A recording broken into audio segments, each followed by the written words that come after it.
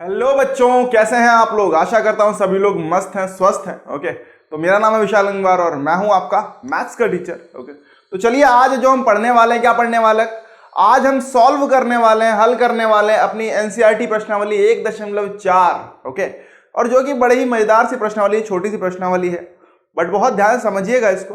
अच्छा, हल करके आए नहीं किए तो बेटा तो पहले एक बार एक काम करो, जल्दी से सबसे पहले ट्राई करो, अपने आप जल्दी से ट्राई करो।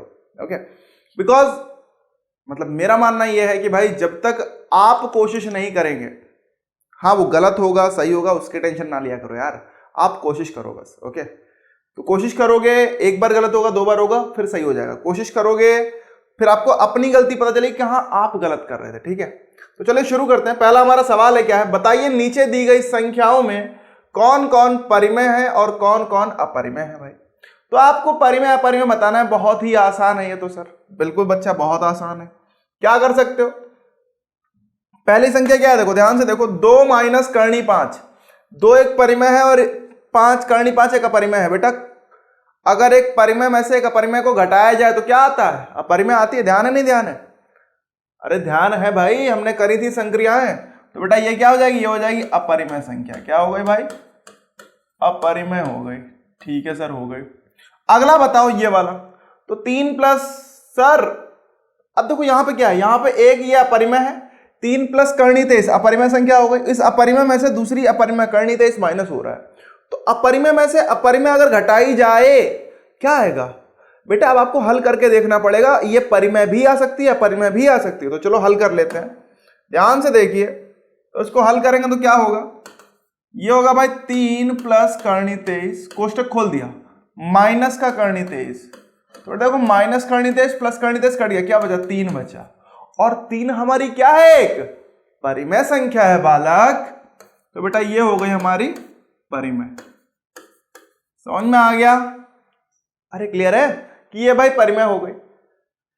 तीसरे पे आते हैं जल्दी से, क्या है भाई, 2 करनी 7 बटे 7 करनी 7। कुछ लोग बोलेंगे करनी 7 करनी, अरे सर अपरिमेय। अरे बालक ध्यान दो, ऊपर भी ये परिमेय है, नीचे भी ये परिमेय है, तो आपको हल करके देखना होगा। ध्यान से अगर देखो तो क्या दिख रहा है, ऊपर भी करनी 7 के साथ गुणा में है 2, नीचे भी करनी 7 के साथ गुणा में 7। तो बेटा करनी 7 ये कट नहीं जाएगा, तो ये हो गया 2 करनी 7 बटे 7 करनी 7। तो इसमें ये चलेगा, क्या बचा, 2 बटे 7 बचा। और देखो ये क्या, P बटे Q के रूप में, जहां P और Q पूर्णांक है। अरे है भैया, पूर्णांक है जहां पे Q 0 के बराबर नहीं है, इसीलिए बेटा ये क्या हो गई, ये हो गई हमारी परिमेय। अरे समझ में आया क्या, आ रहा है ना पक्का, ऊपर से तो नहीं जा रहा है। चलो बढ़िया, ये तो बहुत आसान है। ऊपर परिमेय नीचे अपरिमेय, मतलब एक परिमेय संख्या को हम भाग दे रहे हैं अपरिमेय से, तो बेटा क्या आएगा, अपरिमेय ही आएगा। ओके, आइए यहां पे देखो बेटा, पाई क्या है, एक अपरिमेय संख्या है, 2 क्या है, परिमेय। परिमेय अपरिमेय का गुणन क्या बनेगा, ये बनेगा भाई अपरिमेय। समझ में आया क्या, आ गया सर, बहुत सही बेटा। ये हमारे किस पे थे, ये हमारे वास्तविक संख्याओं पर संक्रियाएं जो थी उस पर आधारित कुछ प्रश्न थे, ठीक, जिसमें आपको परिमेय अपरिमेय पहचानना था, आपने पहचान लिया एकदम मस्ती से। चलो भाई अब आगे बढ़े। तो अगला सवाल हमारे पास क्या है, पहला सवाल आपका हल हो गया। अगला सवाल है हमारे पास कि एनसीईआरटी प्रश्नावली 1.4 का सवाल नंबर 2 है। क्या है, निम्नलिखित व्यंजकों में से प्रत्येक व्यंजक को सरल कीजिए। सरल करना है, आपने कुछ सर्व समीकरण पढ़ी थी। अरे कुछ वर्गमूलों पर आधारित कुछ सर्व समीकरण कुछ देखी थी आपने, नहीं देखी थी, तो उन्हीं सर्व समीकरणों पर आधारित कुछ सवाल है। जैसा कि पहला सवाल हमारे पास अगर हमें देखें तो इसमें कोई सर्व समीकरण लगाने की जरूरत है नहीं, वैसे तो ये a प्लस बी प्लस कोष्टक में c प्लस डी वाला है। ओके, क्योंकि चारों संख्याएं देखो तो अलग अलग हैं या नहीं है। अब अगर अलग अलग हैं तो सर कैसे करें, देखो अब इसके लिए मैं नहीं बोलूंगी आप सर्व समीकरण याद करो, इसके लिए आप एक चीज ध्यान रखो, दोनों कोष्टक का गुणन कर दो। कैसे करोगे, एक कोष्टक को खोल लो और एक कोष्टक को वैसे ही रहने दो, मतलब इसको खोल के इस कोष्टक की इन दोनों संख्याओं से गुणा करो। कैसे, पहले 3 से गुणा होगी, तो 3 से गुणा हुई भाई किसकी, तो हम कह सकते हैं हमारे पास आया 3 गुणा 2 प्लस करनी 2। अब बचा क्या, 3 के बाद बेटा प्लस 3 बचा। ध्यान दीजिए चिन्ह बहुत जरूरी है, अगर यहाँ माइनस होता तो हम माइनस करनी 3 लिखते, यहाँ प्लस करनी 3 है तो प्लस का करनी 3, और ये आ गया 2 प्लस करनी 2। ठीक, क्या आएगा जरा देखो भाई, 3 दूनी 6, 3 प्लस 3 गुणा करनी 2, क्या होगा 3 करनी 2, प्लस यहां देखो बेटा 2 गुणा करनी तो ये 2 करनी 3 और बेटा करनी 3 गुणा करनी 2 तो ये क्या हो जाएगा, ये हो जाएगा करनी 6 हो जाएगा, ऐसे आएगा ना, करनी 3 गुणा करनी 2 तो बेटा ये दोनों आपस में गुणा हो जाएंगे और ये हो जाएगा करनी 6। समझ में आ रहा नहीं आ रहा? तो चलो एक और लिख देता हूँ, ये लो भाई 6 प्लस 3 करनी 2 प्लस 2 करनी 3 प्लस करनी 6 और यही हो गया आपका उत्तर। समझ में आया? क्लियर है भाई? तो ये आपका उत्तर हो गया पहला, ये आपने सरल करके इस रूप में इसको ले आए। ले आए? बोलो जल्दी से यार, हो गया ना पक्का? चलिए ये तो बहुत आसानी से आपका सरल हो गया। अगला वाला भी देखो, अगला वाला भी बहुत आसानी दिख रहा है। ये तो सर बहुत आसान है, क्या है भाई जरा बताओ, इसमें कौन सी सर्वसंख्या का इस्तेमाल करोगे आप? जल्दी से सोचो कि कौन सी सर्वसंख्या का इस्तेमाल करना है। अरे ध्यान करिए भाई, क्या ध्यान करो, a प्लस बी दिख रहा है और a माइनस बी दिख रहा है, नहीं दिख रहा है? देखो a 3 है और b है करनी 3, यहाँ पे a 3 माइनस करनी 3 तो ये a plus B minus B क्या होता है बालक? ये होता है बालक a square minus B square. याद आया क्या? आ गया, बहुत अच्छी बात। तो बेटा क्या करो, इसको हम लिख सकते हैं, कैसे लिख सकते हैं? इसको लिख दें हम 3 का वर्ग माइनस करनी 3 का वर्ग। ओके क्लियर है? तो बेटा यही हो जाएगा, 3 का वर्ग होगा 9 और करनी 3 का वर्ग होगा 3 तो बेटा 9 माइनस 3 बराबर क्या आ जाएगा? 6 आपका उत्तर आ जाएगा। समझ में आ गया? कोई शक, कोई दिक्कत? कोई नहीं, बहुत बढ़िया बालक। तो इस तरीके से आपका ये भी हल हो गया। बोलो सर ये तो हम कर डाले तो एक बार जल्दी से कमेंट सेक्शन में लिख के बताओ कि आपने कितने सवाल कर डाले। ये सारे हो गए क्या? पक्का? चलिए बहुत अच्छे, कमेंट सेक्शन भर दो बालक जल्दी से और वीडियो को लाइक करके जाए। ओके ध्यान से देखो क्या है भाई, करनी 5 तीसरा हमारा भाग है। क्या है भाई कि करनी 5 प्लस करनी 2 का वर्ग है, पूर्ण वर्ग। ओके अब करनी 5 प्लस करनी 2 का पूर्ण वर्ग, तो हमें यहां पे कौन सी सर्वसंख्या लगानी होगी? ध्यान करिए, तो बेटा हम सर्वसंख्या चाहें तो क्या दिख रहा है? a प्लस बी का पूर्ण वर्ग क्या होती है? a का वर्ग प्लस b का वर्ग प्लस 2ab। याद आ रही नहीं आ रही है? आ रही है। तो यही सर्वसंख्या का इस्तेमाल करेंगे, इसी सर्वसंख्या का उपयोग करने वाले हैं। तो आइए भाई कर लेते हैं, कैसे उपयोग करेंगे देखो भाई। तो ये हुआ a की जगह पे करनी 5 है, b की जगह पे करनी 2 है, तो बेटा क्या हो जाएगा? ये हो जाएगा करनी 5 का वर्ग प्लस करनी 2 का वर्ग प्लस 2 गुणा करनी 5 गुणा करनी 2। ठीक है, तो बेटा ध्यान से देखिए, ये क्या 5 का करनी 5 का वर्ग 5, बस करनी हट जाती है। जब वर्ग होता है किसी करनी के अंदर कोई संख्या का, तो बेटा क्या बस करनी हटती है, बाकी वैसे आ जाएगा। करनी 2 का वर्ग प्लस 2। ठीक है, यहां पे देखो बेटा क्या होगा, करनी 5 गुणा करनी 2। आपने एक और नियम पढ़ा था बेटा, आपको ध्यान होगा, करनी a गुणा करनी b, ये हो जाता था करनी ab। याद आ रहा है? कुछ आ रहा है? तो बेटा वही हो जाएगा। तो ये हो जाएगा क्या हमारा? ये हो गया प्लस 2 करनी 10, 5 दूनी 10 हो जाएगा। तो बेटा 5 2 7, ये हो गया 7 प्लस 2 करनी 10 और यही आपका क्या हो गया? उत्तर हो गया। समझ में आ गया? अरे क्लियर है? तो इस तरीके से आपने अपना ये भी हल कर लिया, करनी 5 प्लस करनी 2 का पूर्ण वर्ग। ठीक, अब अगले पे आते हैं और अगला हमारे पास क्या है भाई? अगला है करनी 5 माइनस करनी 2 करनी 5 प्लस करनी 2। ये तो बहुत आसान है भाई, क्या है ये? अरे क्या है बालक, ऐसे ना देखा करो यार, जल्दी बताओ क्या है। देखो टुकुर टुकुर देखा ना करो बालक, इधर देखो। तो क्या होगा? करनी 5 माइनस करनी 2 और करनी 5 प्लस करनी 2।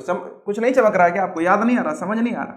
a माइनस बी लिखा है, ये लिखा है a प्लस बी, और भैया a माइनस बी गुणा a प्लस बी क्या होता है सर? ये होता है a का वर्ग माइनस b का वर्ग, बस वही लगा दीजिए। तो बेटा क्या हो जाएगा?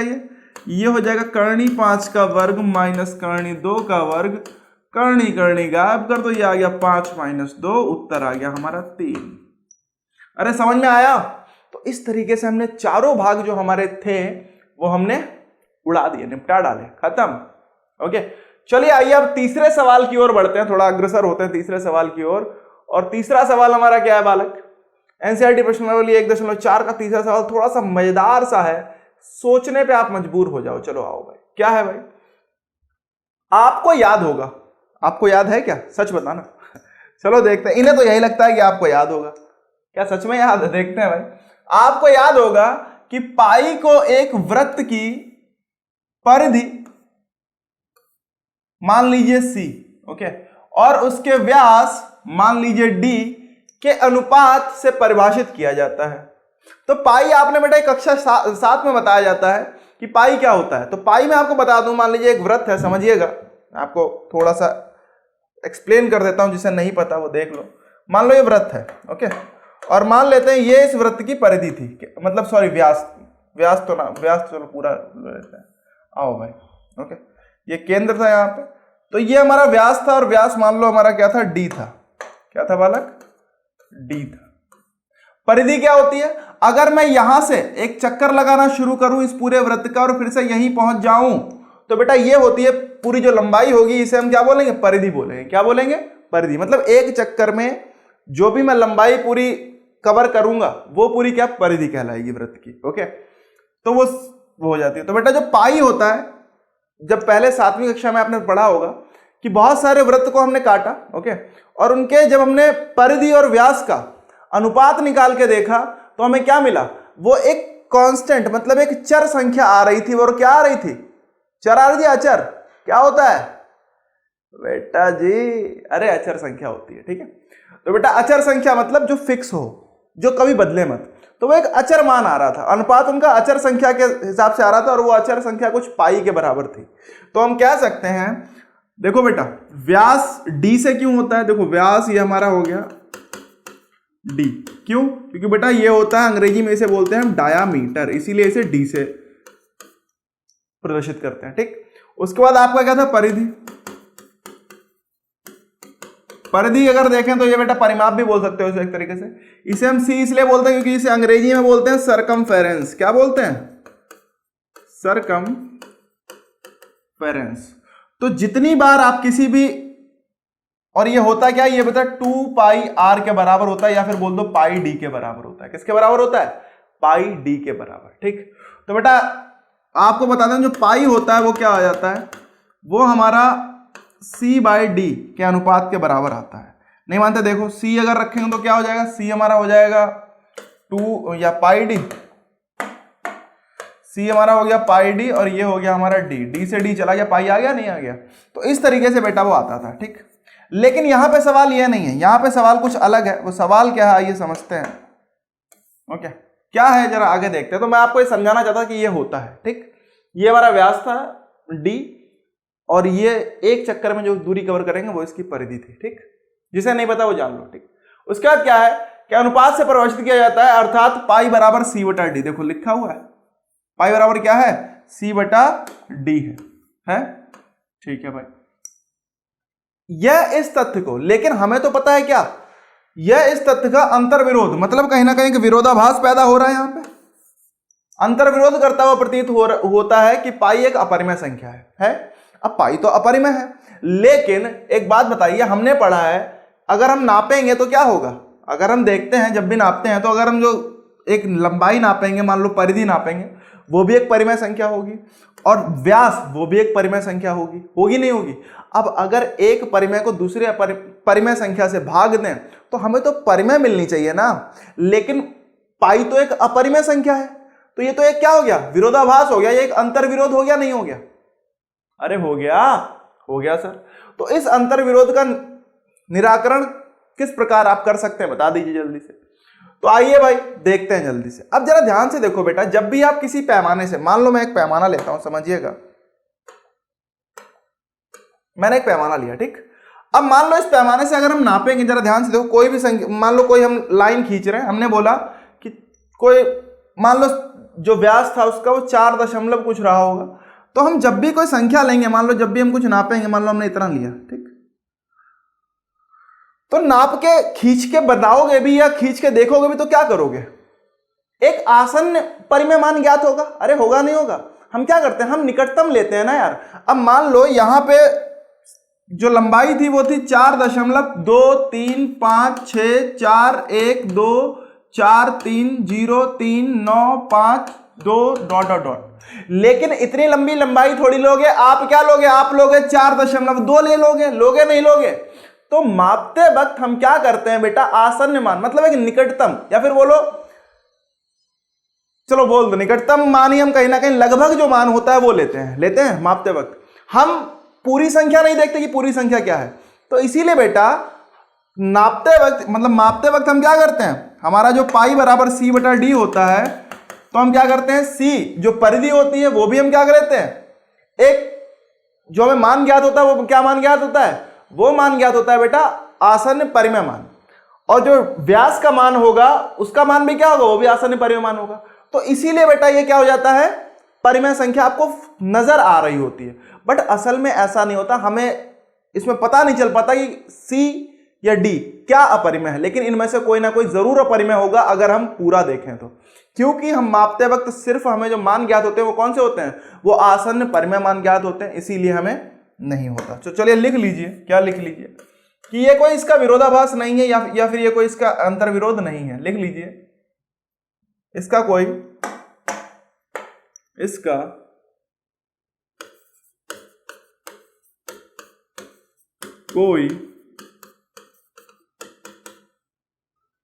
अंतर्विरोध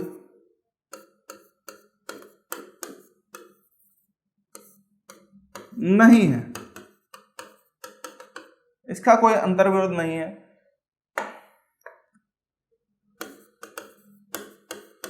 स्मरण रखें कि जब हम किसी पैमाने से या किसी अन्य युक्ति से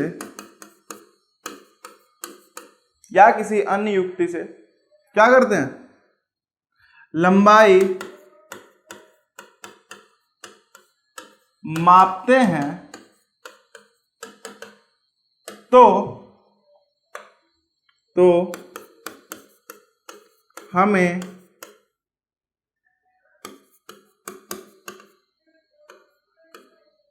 आसन्न परिमेय मान प्राप्त होता है। क्या प्राप्त होता है बालक, आसन्न परिमेय मान प्राप्त होता है।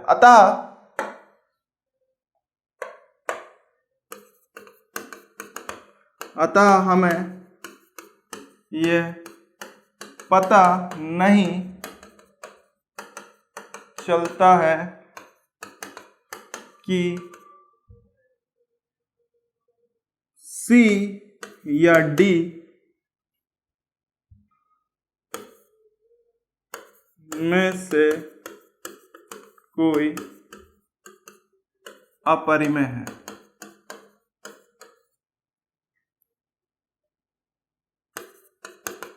समझ में आ गया नहीं आ गया? तो आपको ये आभास नहीं हो पता इस चीज का कि हाँ भाई इनमें से कोई अपरिमेय है, क्योंकि हम जब मापते हैं तो क्या करते हैं, एक हमें क्या प्राप्त होगा, हमें अक्सर वो आसन्न परिमेय मान प्राप्त होगा। मतलब क्या, निकटतम परिमेय सन्निकट परिमेय मान प्राप्त होगा। क्लियर है नहीं क्लियर है? अब जब परिमेय संख्या हो जाएगी दोनों तो आपको फील होगा, हाँ इसीलिए हम बेटा पाई बराबर 22/7 क्योंकि वो एक सन्निकट या फिर आसन्न मान होता है पाई का। समझ में आ रहा नहीं आ रहा? तो चलिए आज के लिए इतना ही रखते हैं। अगले जो 2 सवाल हैं वो हम अगली क्लास में, क्योंकि उसमें हमें क्या है, कर्णी 9.3 संख्या रेखा पर निरूपित करना है, तो उसको प्रॉपर हम करेंगे बेटा अपने पैमाने और अपने जो लंगड़ा प्रकार है उसके साथ करने वाले हैं, ठीक है। और अगर अभी तक आपको सारे क्वेश्चन समझ में आए तो वीडियो को लाइक करें और वीडियो को शेयर करें जितना कर सके। बाकी चैनल को अगर अभी तक सब्सक्राइब नहीं किया तो बेटा कर लीजिए, जिससे कि आपका नुकसान ना हो, आपको कोई वीडियो छूटे ना, ओके। और बेल आइकन दबा लीजिएगा, ठीक है। तो मिलते हैं अगली क्लास में कुछ और मजेदार से टॉपिक के साथ, कुछ और मजेदार से सवालों के साथ, ओके। तब तक के लिए बाय बाय।